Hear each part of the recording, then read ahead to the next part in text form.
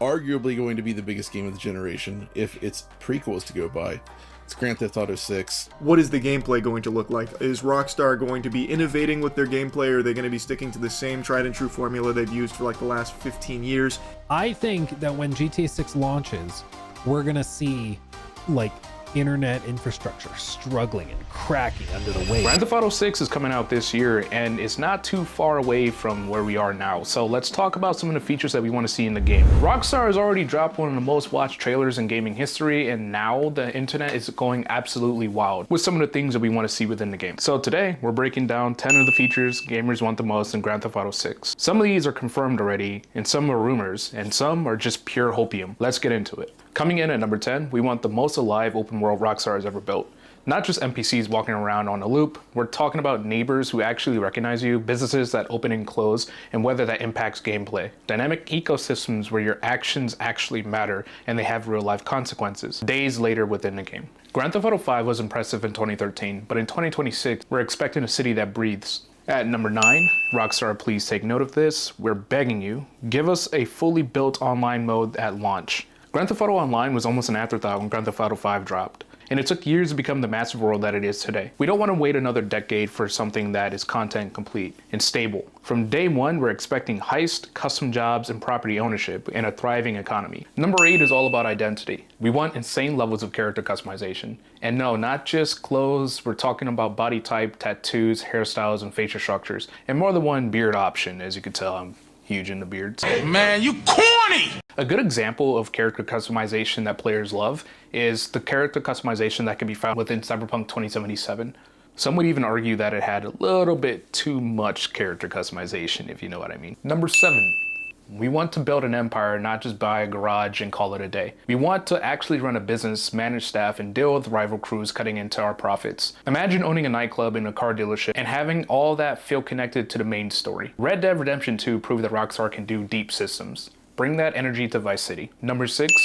Map expansion post-launch. The Grand Theft Auto 6 trailer confirmed a massive Florida-inspired Vice City setting, which already looks enormous, but we want Rockstar to go further with DLC cities added over time, like a Havana-inspired island, or maybe return to Los Santos. Think of it like a live service world that grows. Personally, I don't want to drive past the same unfinished building going on for like 5 years of my actual life. Number 5 is a big one. We want smarter cops, which might sound counterintuitive, but quite frankly, I enjoy a good cop chase. In Grand Theft Auto 5, you can shake a 5-star wonder level by driving into a tunnel for 30 seconds and then it's gone. We want a police system with memory, officers who recognize your face or your car, so you can't just change a paint in your car either, like they'll recognize you and the kind of car that you're driving. And an FBI that adapts to your tactics. Make the heat feel real. Make hiding actually matter, and while we're at it, a corruption mechanic where you can bribe your way out, that would be great. It's kind of sad to say that Grand Theft Auto 5's heat mechanic isn't as strong as like other games like maybe Cyberpunk 2077 or, well, with the new update, or a good example will be Need for Speed actually. You literally feel each wanted level as you go up. It's actually insane how competent the cops are in that game. And I know it's a very limited game, like you're not really getting out the car and doing stuff like that, but most of the time when you do evade the cops, you are driving. So if they can literally make it feel like I guess a Need for Speed game with their heat level, I think it would be that much better. Number 4, heists reinvented. Grand Theft Auto 5's heists were legendary. Personally, I'll never forget undercutting my friends and watching people argue about who gets 30%. But Grand Theft Auto 6 needs to push that even further. We want multi-day heist arcs, recon missions, gear acquisition, inside men, all of which will build to a massive climax. And we want every choice to matter. Payday 2 and Grand Theft Auto Online prove that people love planning a perfect job. Make it a centerpiece. The best heist that Grand Theft Auto 5 had was Cayo Perico, and I like the fact that it was a dynamic heist, things change, and the payouts change as well.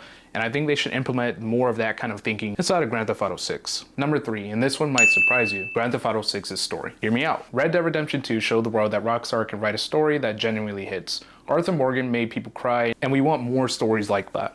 The confirmed dual protagonists, the man and woman, opens up the door for one of the most interesting dynamics in gaming history.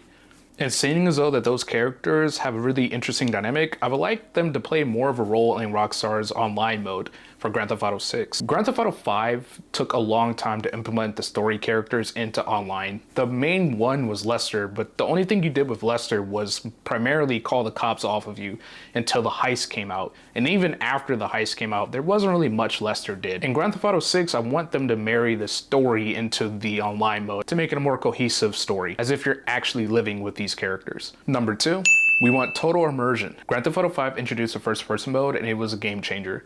Grand Theft Auto 6 needs to go all the way, and we're talking full first-person support, an immersive HUD with realistic driving physics, and maybe, just maybe, a photo mode that lets you capture all those insane Florida sunsets. With the power of the PS5 and modern PC hardware, there's zero excuse to not deliver on some of the items that we already have leading into number 1. And last but not least, the number 1 thing we want in Grand Theft Auto 6 would be for Rockstar to do what they do best and hold the mirror up to modern day society and make it hilarious. Grand Theft Auto has always been a savage satire on American culture, and the times that we're living in currently are just ripe with opportunity. You see this with South Park and how South Park has been tearing it into modern day society. I want nothing more than Rockstar to give their take on modern society. Down to political insanity, social media influencers, crypto bros, and viral outrage culture. And that's my top 10 list for things that we want in Grand Theft Auto 6. Let me know if I missed anything down below in the comment section.